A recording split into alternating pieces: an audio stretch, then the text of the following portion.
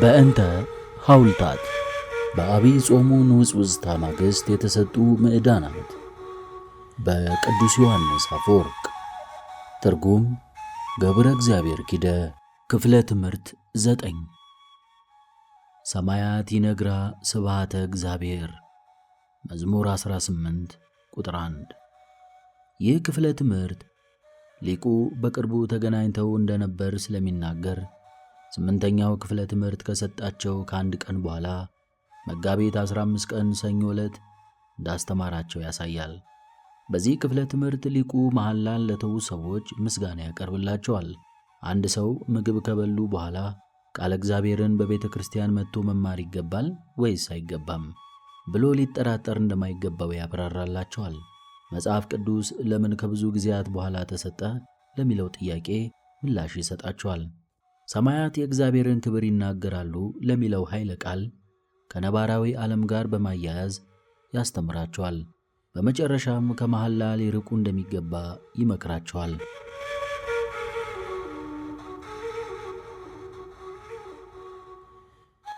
በዚህ ጉባኤ እንዳሁኑ የተገናኘነው በቅርቡ ነው። ሁልጊዜ ከእናንተ ጋር መሆንን እናፍቃለሁ። ለነገሩ ሁልጊዜ ከእናንተ ጋር ነኝ።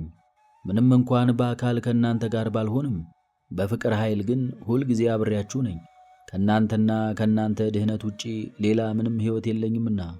ገበሬ ከአዝርቱና ከምርቱ፣ የመርከብም አለቃ ከማዕበሉና ከወደቡ ውጪ ሌላ ሐሳብ እንደሌለበት ሁሉ ሰባኪም ልክ እኔ አሁን እየሆንኩት እንዳለው ከሰማያኑና ከመንፈሳዊ እድገታቸው ውጪ ሌላ ሐሳብ የለውም። ስለዚሁ ምክንያትም እዚሁ ብቻ ሳልሆን ቤትም ብሆን በልቤ ትከሻ እንደተሸከምኳችሁ ነኝ። ምንም እንኳን ምእመኑ በጣም ብዙ ልቤም እጅግ ጠባብ ብትሆንም ፍቅር ግን ሰፊ ነው። እናንተ በእኛ አልጠበባችሁም። ቀጥሎ ያለውን ኃይለ ቃል አልጨምረውም። እኛም ከእናንተ አልጠበብንምና። ምክንያቱም አንዳችን ለአንዳችን መመሪያ በማውጣት ለሚምሉ ሰዎች ቅጣትን በማበጀት ይህንን መመሪያ በጣሱት ላይ ቅጣት ተፈጻሚ እንዲሆን በማድረግ የነገርህንን ትእዛዝ ፈጽመናል የሚሉ ብዙ ሰዎችን አግኝቻለሁ። እንደዚህ ያለ ቅጣትም ጠቃሚ ነው፣ የፍቅረ ቢጽ ዋና ምልክት ነውና። በዚህ ርዕሰ ጉዳይ ላይ ደጋግሜ በመናገሬ እንዲህ ማድረጋችን እንዲሁ ለማለት ስለፈለግን ሳይሆን ለእናንተ ካለን ጥልቅ ፍቅር የተነሳ ነውና። አንድ ሐኪም ስለ ሕመምተኛው ሁኔታ መጠየቁ ምንም ነውር ከሌለው እኛም ምን ማድረግ እንደቻላችሁና ምን እንደቀራችሁ ስናውቅ በሚጠይቀው ዕውቀት መሠረት ተጨማሪ መፍትሔ እንድንሰጣችሁ ይረዳናልና ስለ ደህንነታችሁ መጠየቃችን ምንም ስህተት የለውም። እነዚህን ነገሮች በመጠየቃችን አረጋግጠናል። የዘራነው ዘር በጭንጫ ላይ ስላልዘራነው ወይም በሾክ መካከል ስላልጣልነው ምርቱን እንሰበስብ ዘንድም ብዙ ጊዜ ስላልፈጀብን እግዚአብሔርን እናመሰግነዋለን። ስለዚሁ ምክንያት ዘወትር ከልቤ አትጠፉም። ሸክሜ በሰማያኑ መጠቀም ስለሚቀለኝ ስሰብክ ምንም አይደክመኝም። በእውነት ያለ ሐሰት ይህ ሽልማት ብርታታችንን ለማደስ መንፈሳዊ ክንፍን ለመስጠት ከፍ ከፍ ለማድረግ ስለ እናንተ ብለን የሚቻለንን ሁሉ እንድንደክም ለማድረግ በቂ ነው። ስለዚህ ደስ የሚያሰኝ መንፈስ ስላሳያችሁ ምንም እንኳን ይህን እንደማደርግላችሁ ቃል ስገባ የነበሩ ሰዎች አሁን እንደሌሉ ብመለከትም ከዚህ በፊት የገባሁላችሁን ሌላ ዕዳ እከፍላችሁ ዘንድ ፍቀዱልኝ። እጠይቃችኋለሁ፣ አሁን ያለመኖራቸው ምክንያቱ ምንድን ነው? ከዚህ ማዕድ እንዲርቁ ያደረጋቸውስ ምንድን ነው?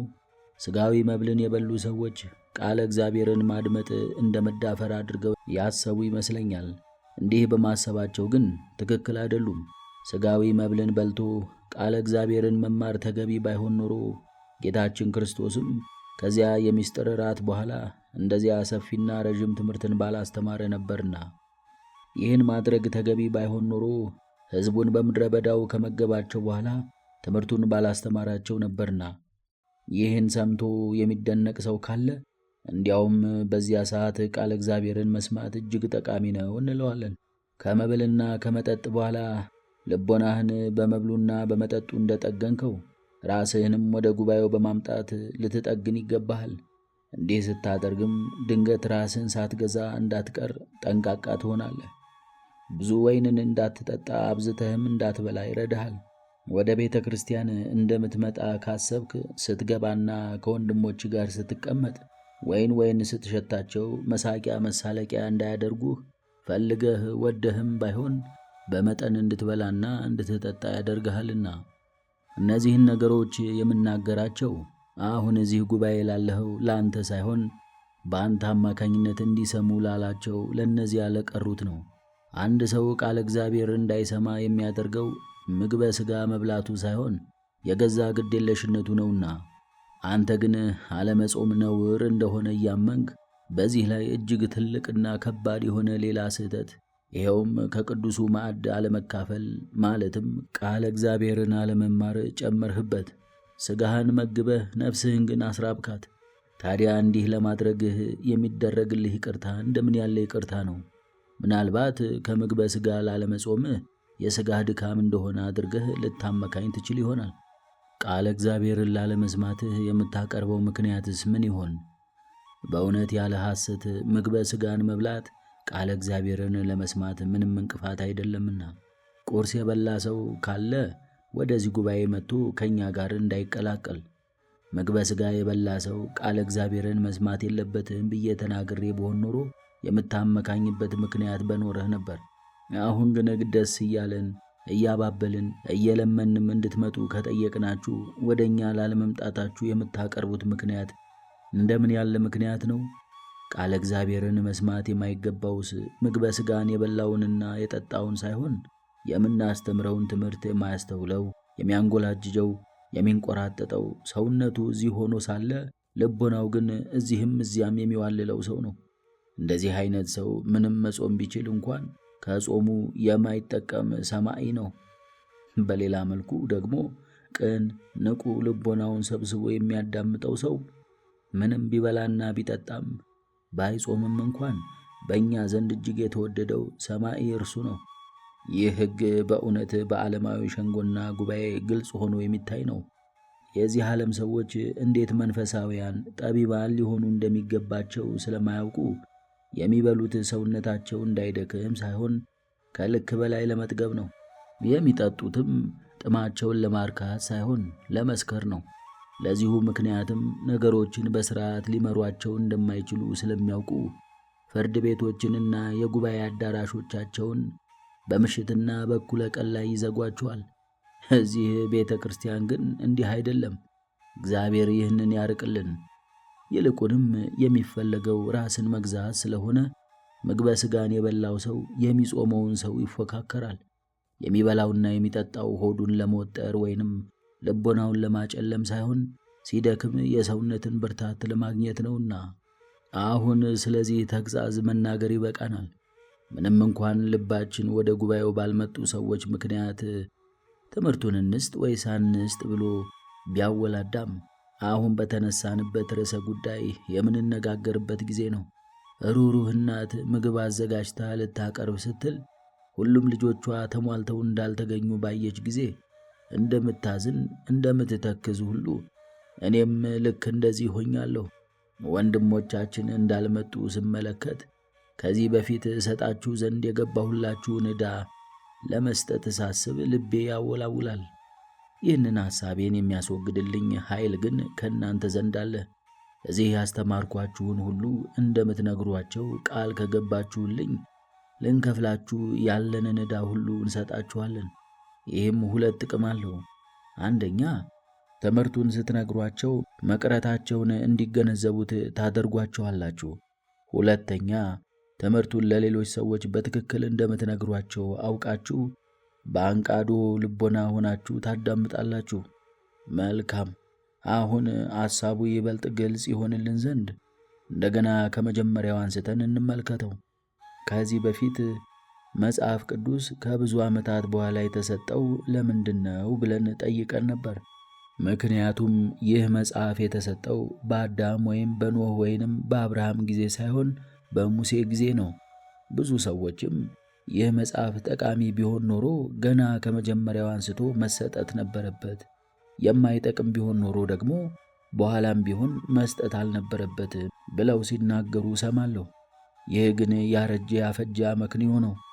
ጠቃሚ ነገር ሁሉ ገና ከመጀመሪያው አንስቶ መሰጠት አለበት ማለት ትክክል አይደለምና፣ ከመጀመሪያው አንስቶ የተሰጠ ነገርም ከዚያ በኋላ መቀጠል አለበት ማለትም እንደዚሁ ትክክል አይደለምና፣ ለምሳሌ ወተት ጠቃሚ ነው፣ ነገር ግን ልጆች በነበርንበት ጊዜ እንጂ ሁል ጊዜ አይሰጠንም። ጠንካራ ምግብም እንደዚሁ ጠቃሚ ነው፣ ነገር ግን ካደግን በኋላ እንጂ ሕፃናት ሳለን ይህንን ምግብ የሚሰጠን የለም። ዳግመኛም የክረምት ወራት ጠቃሚ ነው፣ ነገር ግን ሁል ጊዜ ክረምት አይደለም። በጋም እንደዚሁ ጠቃሚ ነው፣ ነገር ግን ይህም ቢሆን ለሌሎች ወቅቶች ስፍራውን ያስረክባል።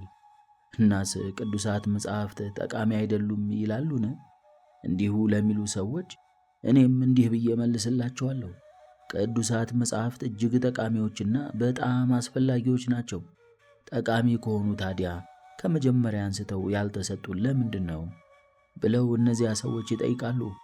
እነዚህን መጻሕፍት ከመጀመሪያው አንስተው ያልተሰጡበት ምክንያቱ እግዚአብሔር የሰውን ልጆች ማስተማር ይፈልግ የነበረው በፊደላት ሳይሆን በሥራዎቹ ስለነበረ ነው። በሥራዎቹ የሚለው አገላለጽስ ምንን የሚያመለክት ነው?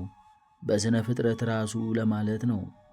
እንግዲህ ሐዋርያው ይህንን ተመሳሳይ ሐሳብ እንዴት እንደሚያብራራውና እንዲህ ብለው የሚያስቡ የግሪክ ሰዎችን ከመጀመሪያው አንስቶ ስለ እግዚአብሔር ያወቁት ከቅዱሳት መጻሕፍት እንዳልሆነ እንዴት ግልጽ አድርጎ እንደሚመልሰው ተመልከት። እውነትን በአመፃ በሚከለክሉ ሰዎች በኃጢአተኝነታቸውና በአመፃቸው ሁሉ ላይ የእግዚአብሔር ቁጣ ከሰማይ ይገለጣል ካለ በኋላ የሚቃወሙትና አሁንም አሕዛብ እግዚአብሔርን ማወቅ ከየት አገኙት ብለው የሚጠይቁ ብዙ ሰዎችን ተመልክቶ እንዲህ ብሎ ጨምሮ ተናገረ። ስለ እግዚአብሔር ሊታወቅ የሚችለው በእነርሱ ዘንድ ግልጽ ነውና፣ ነገር ግን በእነርሱ ዘንድ ግልጽ የሆነው እንዴት ነው? እግዚአብሔርን ሊያውቁት የቻሉትና እርሱም ራሱን የገለጠላቸው እንዴት ነው? ሐዋርያው አሰምቶ ተናገረ እንዲህ ሲል፣ ስለ እግዚአብሔር ሊታወቅ የሚችለው በእነርሱ ዘንድ ግልጽ ነው። መጽሐፍ ቅዱስ እስከዚያን ጊዜ ያልተሰጠ ከሆነ እግዚአብሔር በእነርሱ ዘንድ ግልጽ የሆነው በምን አኳኋን ነው? ምን አይነት ነቢይን በመላክ ነው? በምን አይነት ወንጌላዊ ነው? በምን አይነት መምህር ነው? ሐዋርያው እንዲህ ይላል፣ የማይታየው የእግዚአብሔር ባሕሪ እርሱም የዘላለም ኃይሉና ጌትነቱ ከዓለም ፍጥረት ጀምሮ የፈጠረውን ፍጥረት በማሰብና በመመርመር ይታወቃልና።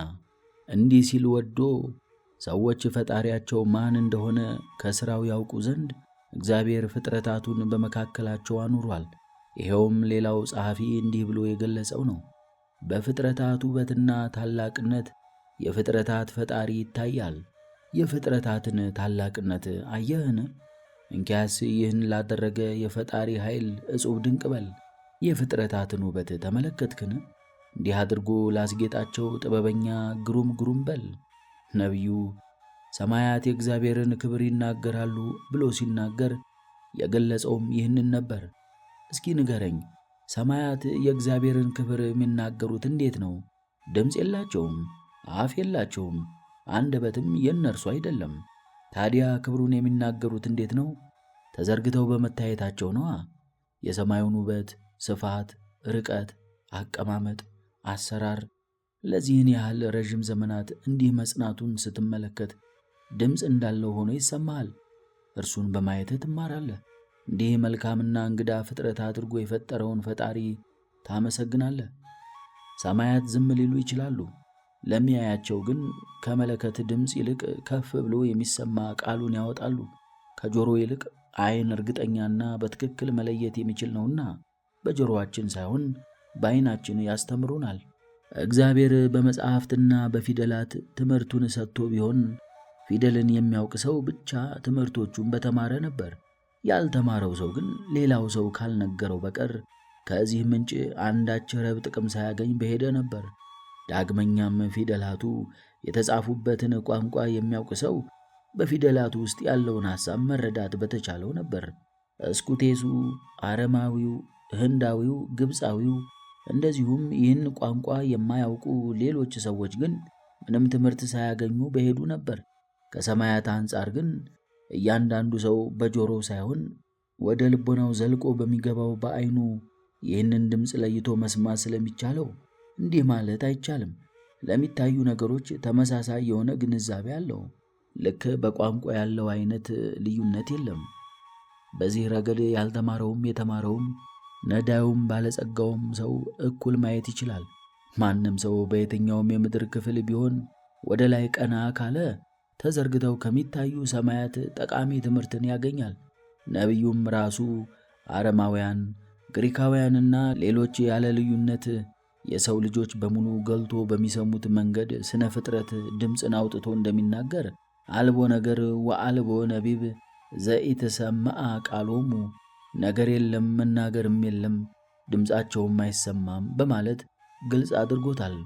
ይኸውም ይህን የሥነ ፍጥረት ንግግር መረዳት የማይችል አገር ወይንም አንደበት የለም፣ የሰው ልጅ በሙሉ ሊያደምጠው የሚችል ንግግር ነው ሲል ነው። የእግዚአብሔርን ክብር የሚናገሩት ግን ሰማያት ብቻ አይደሉም፣ መዓልትና ሌሊትም ክብሩን ይናገራሉ። መዓልትና ሌሊት የእግዚአብሔርን ክብር የሚናገሩትስ እንዴት ነው?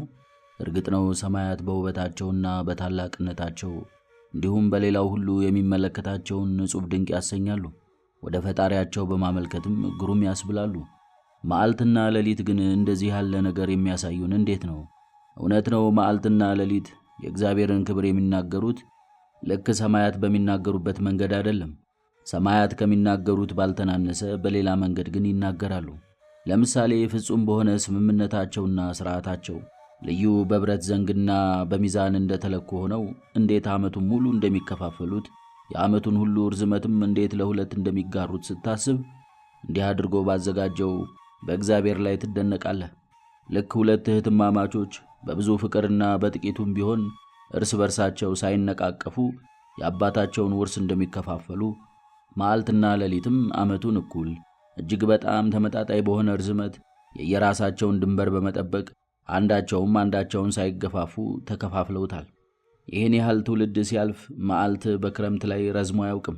ልክ እንደዚሁ ሌሊትም በበጋ ረዝሞ አያውቅም።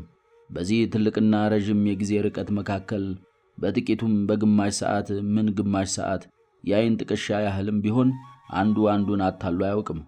ስለሆነም መዝሙረኛውም በዚህ እኩል በሆነው መከፋፈል ተደንቆ እንዲህ አለ፣ ሌሊት ለሌሊት ዕውቀትን ትናገራለች። መዝሙር 18:2 እነዚህን ነገሮች እንዴት እንደምታስባቸው ከተጠበብክበት ገና ከመጀመሪያው አንስቶ ይህ የማይንቀሳቀስ ድንበርን ያደረገውን ሕያው አምላክን ታደንቃለህ። ንፉጎቹና በሌላው ገንዘብ የሚቀኑትም ይህን ያድምጡ፣ እኩል መሆንንም ከመዓልቱና ከሌሊቱ ይማሩ። ለሌላው ሰው ቅድሚያ ለመስጠት ፈቃደኞች ያልሆኑት እነዚያ ትዕቢተኞችና ኩራተኞችም መዓልት ቦታውን ለሌሊት እንደሚያስረክብ የሌላውንም ድንበር እንደማይጥስ ያድምጡ። አንተስ ክብርን ስታገኝ ይህን ከወንድሞች ጋር ለመጋራት አትወድምን? አሁንም የሕግ አውጪውን እግዚአብሔር ጥበብ ከእኔ ጋር ሆነህ አስተውል።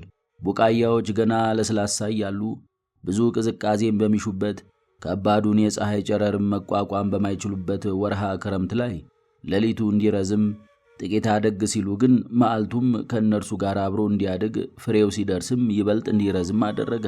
ይህ ሥርዓት ለአዝርቱ ብቻ ሳይሆን ለሰውነታችንም ጠቃሚ ነው።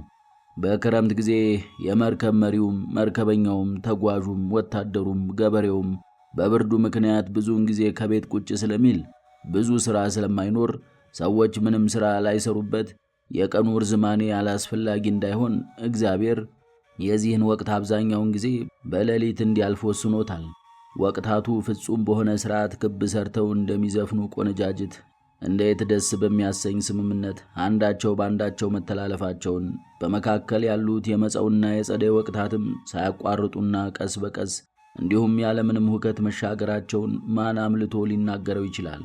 ክረምት ካለፈ በኋላ ወዲያው በጋው የማይከተለው ወይም በጋው ካለፈ በኋላ ክረምቱ የማይመጣው ይልቁንም ከአንዱ ወደ ሌላኛው ወቅት ቀስ በቀስ በሂደት እንድንለምደው ከበጋው ሙቀትም በቀላሉ እንድንሸጋገር ሆኖ ጸደይ በመካከል የሚገባውም ስለዚህ ነው።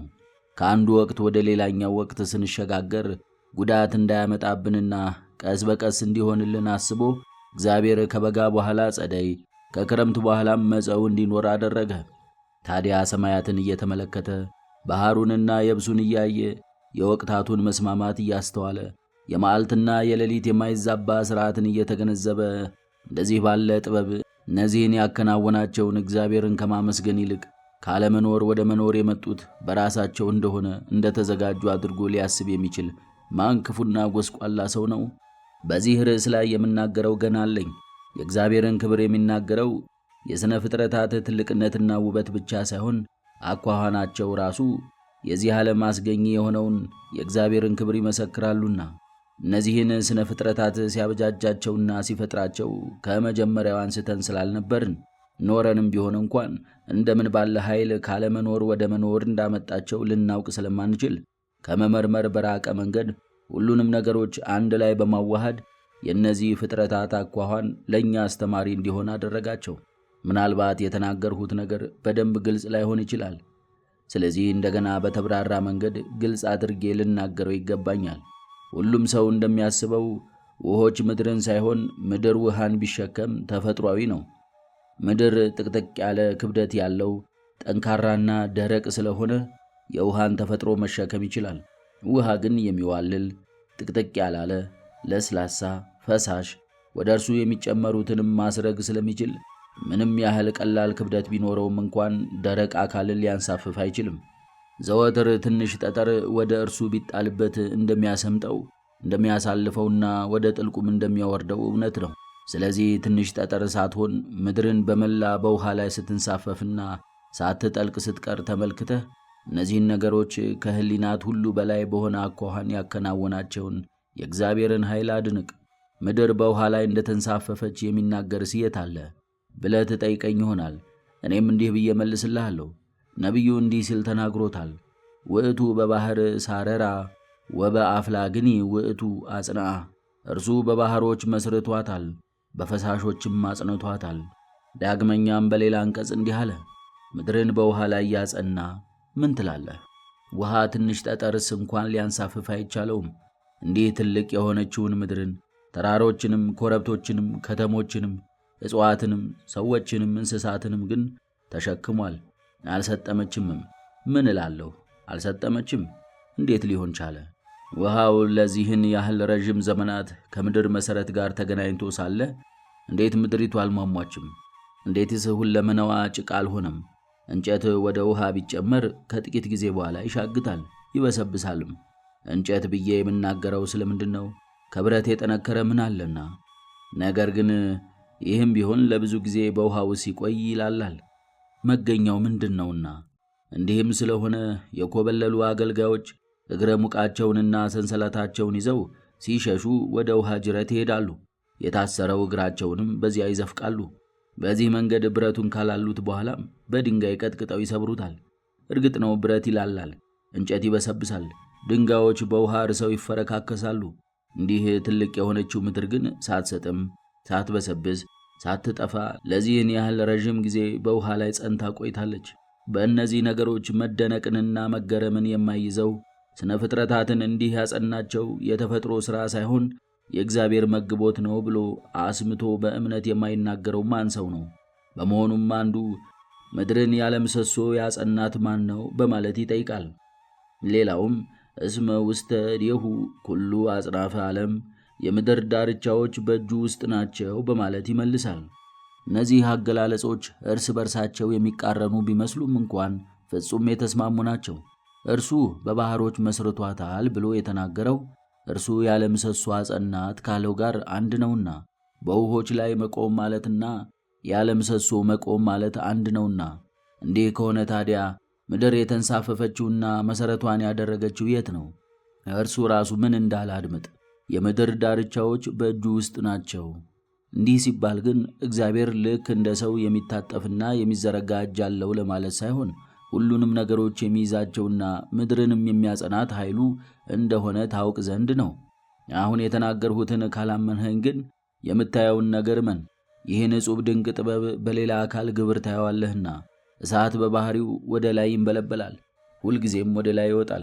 ምንም ያህል ብታስገድደውና ብትከለክለውም እንኳን አቅጣጫውን አስቀይረህ ወደ ታች እንዲንበለበል ልታደርገው አይቻልህም። የበራ ሻማን ስንይዝ ምንም እንኳን ራሱን ወደ ታች ብንዘቀዝቀውም የነበልባሉን አቅጣጫ ወደ ታች እንዲሆን ማስገደድ አይቻለንም። አሁንም ቢሆን ወደ ላይ ይንቀለቀላል፣ ከታች ወደ ላይ እየነደደ ይወጣል። እግዚአብሔር ግን ፀሐይን የዚህ ተቃራኒ አድርጎ ፈጠራት።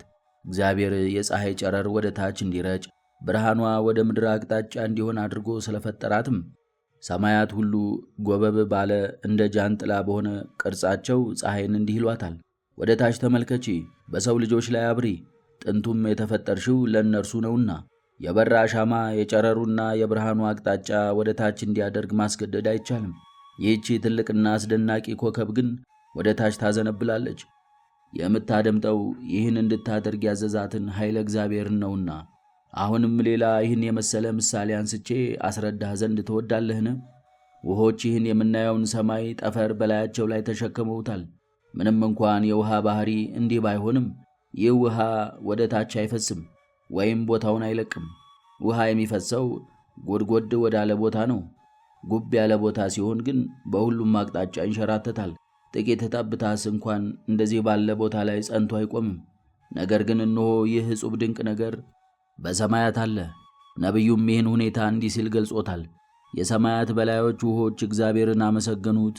ዳግመኛም እነዚህ ውሆች ፀሐይ እንድትጠፋ አላደረጉም። ለዚህን ያህል ጊዜ፣ ለዚህን ያህል ረዥም ዘመናት ከእነዚህ ውሆች በታች የኖረችው ፀሐይም ከእርሷ በላይ የሚኖሩትን እነዚህን ውሆች እንዲረቁ አላደረገችም። ዳግመኛ ወደ ምድር እንድናወርድህና በዚያም ዕጹብ ድንቅ እንድትል እናደርግ ዘንድ ትፈልጋለህን? መልካም። በንውጽውጽታና በአውሎ ነፋስ የሚመታውን ባሕር ተመልክተሃልን? ይህ እጅግ ሰፊ ጥልቅና ዘወትር በማዕበል የሚወጸወጸው ባሕር የተከለለው ግን ደካማ በሆነ በአሸዋ ነው። የእግዚአብሔርን ጥበብ ልብ ብለህ ተመልከት። ባሕሩ የማይነዋወጸው ባሕሪው ሆኖ ነው ብለህ እንዳታስብ። በተወሰነለት ስፍራ ሆኖ ድምፁን የሚያሰማ የሚነዋወጽ የሚያጓራና እጅግ በጣም በሚያስደንቅ ሁኔታ ወደ ላይ ከፍ ከፍ የሚል እንዲሆን በማድረግ ባሕሩ እረፍትና ጸጥታ የሌለው እንዲሆን አደረገው።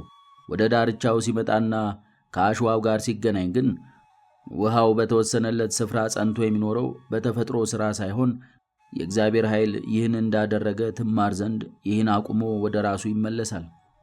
እንደዚህ ያለ የባሕር ሥርዓት የመጣው ከእነዚህ ነገሮች የተነሳ ነው ብለህ እንዳታስብም እግዚአብሔር የባሕሩን ዳርቻ በእንጨት በድንጋይ ወይም በተራሮች ሳይሆን ግድግዳውን ደካማ አሸዋ አደረገው። ስለሆነም እግዚአብሔር ራሱ እስራኤላውያንን ስለዚሁ ነገር ሲገሥጻቸው እንዲህ ብሏል። በውኑ እንዳያልፍ አሸዋን በዘላለም ሥርዓት ለባሕር ዳርቻ ያደረግሁ እኔን አትፈሩምን? ዕጹብ ዕጹብ የሚያሰኘው ግን እጅግ ትልቅና አስደናቂ ዓለምን መፍጠሩና ያጸናትም ከተፈጥሮ ሂደት ውጪ በሆነ መንገድ መሆኑ ብቻም አይደለም። ውስጧም እርስ በርስ ተቃራኒ በሆኑ ነገሮች ለምሳሌ ሙቀትና ቅዝቃዜ፣ ወበቅና ጤዛ፣ እሳትና ውሃ፣ አፈርና ነፋስ የተሞላች መሆኗም ነው። ምንም እንኳን ዓለም እነዚህንና እነዚህን የመሰሉ ሌሎች ተቃራኒ ነገሮችን የያዘች ብትሆንም፣ ምንም እንኳን እነዚህም ዘወትር የሚፋለሙ ቢሆኑም እርስ በርሳቸው ግን አይጠፋፉም። እሳት ተዛምቶ ሁሉንም ነገር የሐሞት መጠን ሲጨምር የሰውነታችን ትኩሳት ከፍ ይላል። እንስሳዊ ጠባያችንም ሁሉ ይጎዳል። በዓለም ላይ ግን እያንዳንዱ ነገር ልክ በልጓምና በሰንሰለት እንደተያዘ ሆኖ በፈጣሪው ፈቃድ የተወሰነለትን ድንበር ጠብቆ እርስ በርስ መፋለማቸውንም ለሁሉም የሰላም ምንጭ ሆኖ ጸንቶ ይኖራል እንጂ እንደዚህ ያለ ምንም አይደረግም። በአንድ መጋቢ አካል አዘጋጅነትና አጽናኢነት እንዲከናወኑ ሊያስተውላቸው የሚችል አይደሉምን? ታዲያ እነዚህን የሚያህሉ በጣም ብዙ ውብ ጥምረት ያላቸው ዘወትር እርስ በርስ የሚፋለሙ ነገሮችን ተቃራኒ ቢሆኑም ጸንተው መኖራቸውን እየተመለከተ እነዚህን ለሚያህሉ ነገሮች ሰራኢ ባይኖራቸው ባልጸኑ ነበር። ዓለም ወደ ስብርባሪ እንዳትቀየር የሚያደርጋት መጋቢ ባይኖራት እስካሁን ድረስ ባልቆየች ነበር። የወቅታቱ ሥርዓት ፍጹም ነው። የመዓልትና የሌሊት መስማማት ግሩም ነው። በጣም ብዙ እንስሳት፣ እጽዋት፣ አዝዕርትና ቡቃያዎች ሥርዓታቸውን ተከትለው ይሄዳሉ።